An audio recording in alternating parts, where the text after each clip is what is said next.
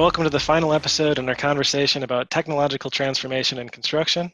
We're back with my co-host Roger and our guest Ryan Hale. Morning, guys. Good morning, Matt. Morning, guys. In this session, we're talking communication and the importance of continuous communication with all segments of your organization. Ryan, could you kick us off? Question here for you. How often should the team communicate with the wider businesses if they're working on an initiative to address a pain point? Every day.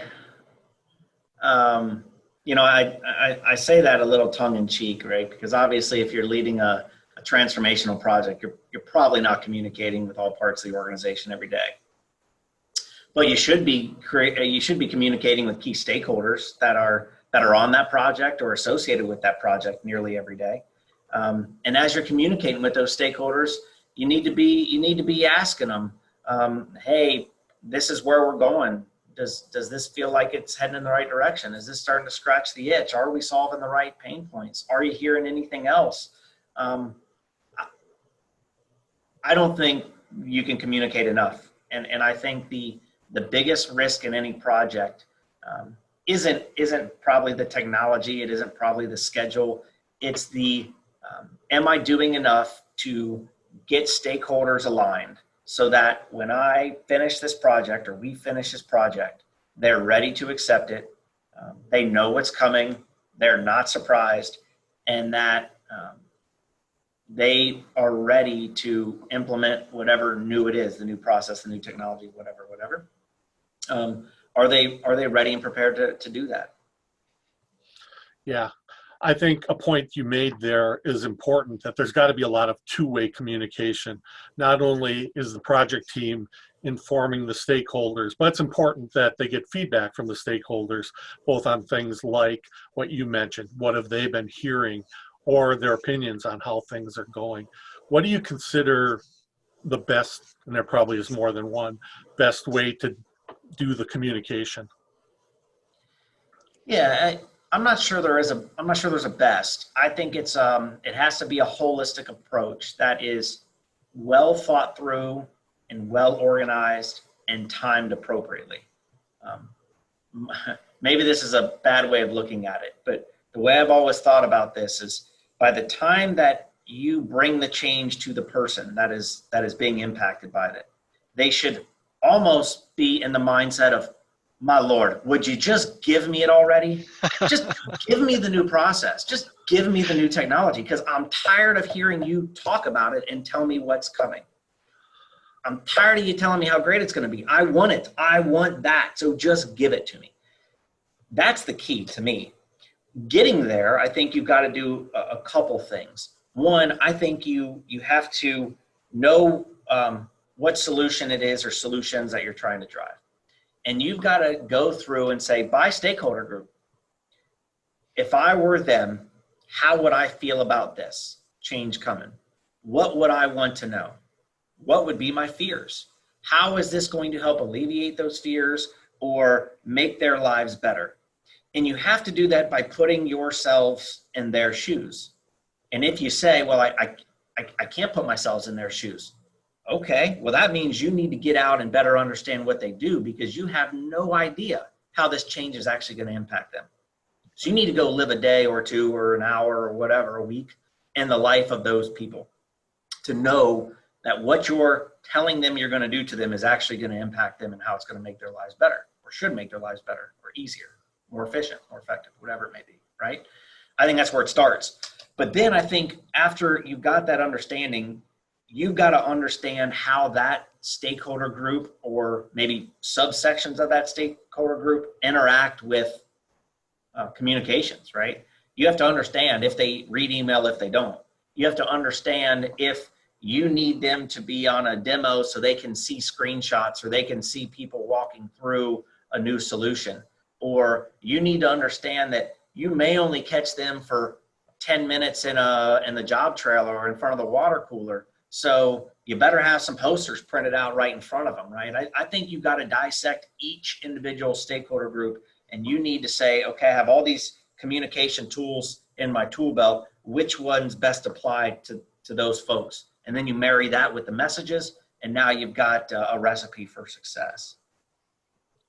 It's a great point. Look at the tool belt, figure out which one's going to work best. Do you find that there's a difference in which tool you might reach for in communication when trying to communicate failure and success? I'm curious if you're communicating failure, is that something that end user that you talked about, or the person in the field getting the work done you mentioned, that's like just wanting this change, right? Because you're talking about so much. Like, do you talk to them a lot about the failures as well, or are you mostly sharing your progress with them? Yeah, I think it's probably a little of both. I'm not so sure that I would create a poster to hang in the break room that says, hey, here's all the failures on this project, right?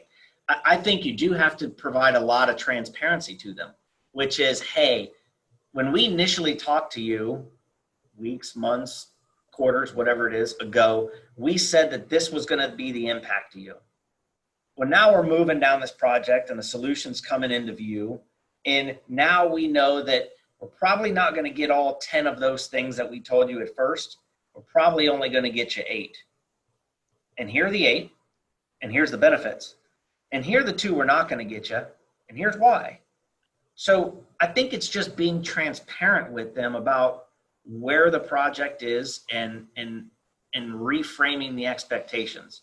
Now, hopefully you don't find yourself in a situation where you say, hey, we told you it's going to be these 10 things and it's only going to be 1. I mean, that you may want to go back and rethink your communication strategy, and or you may just want to rethink your project and your scope of your project, because those are probably much, much different conversations than, hey, you're going to get 80% or 90% of what we initially told you, and here's why. I think that's probably how I'd approach it. How do you find that line where you are able to communicate effectively, get a lot of value out of it, versus getting to the point where people kind of just gloss over it? Maybe even ignore you. Yeah. I didn't want to say ignore you, but yeah.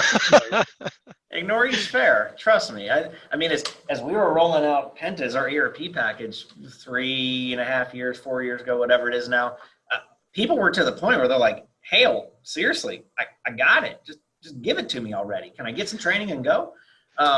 Yeah, I mean, I think when you're thinking through your communication plan early on and how you're going to interact with these stakeholders and the key messaging kind of along the way, I think it helps to say, if these are the 10 messages that I need to get across to people by the time that, they sit in front of a computer and turn this thing on or interact with this process differently, I'm probably up front going to tell them, here's all the 10 things that I'm going to give you. But I'm probably then every week or every month or whatever my cadence is, I'm not going to tell them the same 10 things over and over and over. I'm going to say, okay, this communication, we're going to deep dive on these 1 or 2 things.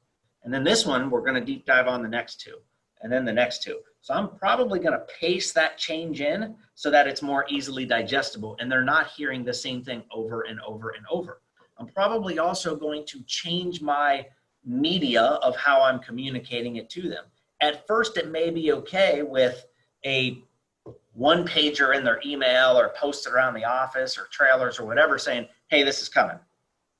But as it gets closer and as that solution starts to get baked a little more, now I'm probably going to change my medium of how I'm communicating. And it's probably going to be more interactive. It's going to be, hey, we want to set up a series of video teleconferences to get you comfortable with this aspect or these 4 aspects of whatever this new solution is.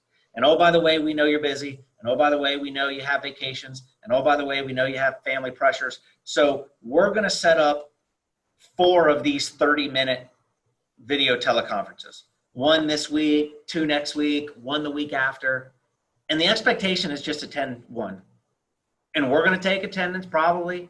And then if we don't hear from you on the first 3, we're certainly going to do a proactive campaign to reach out to you to get you involved. Right. But so I think it's knowing your stakeholders well enough to know what messages to say when and how to say them. It just takes some thought up front, I think.